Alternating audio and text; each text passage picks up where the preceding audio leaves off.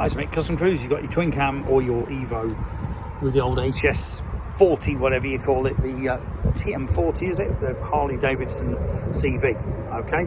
Or you've even got a Bendix or some horrendous old carb like a Linkert or whatever. If you want to massively improve your bike, you can do that using a Mikuni carburettor. This is the HSR42, which is good up to pretty well, I'd say 96 cubic inch. When you go 103 and above, I would recommend personally the 45. And if you're going really big, your Ultimas, etc., your big S&S 124s, a 48 is perfect, okay? Ultima used to supply an HSR 48 pre-jetted with their engines, but now they're doing their own copy or rip-off of the S&S Super G. But this is a cracking bit of kit. You can see the build quality. This is a proper Japanese carb.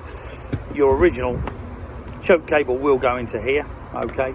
So all we'd do, we'd say, we'll give you a couple of manifold seals, okay? So you'll put in your take your manifold off, put new seals on, put this on new U-ring as well, which will go on here, and basically away you go.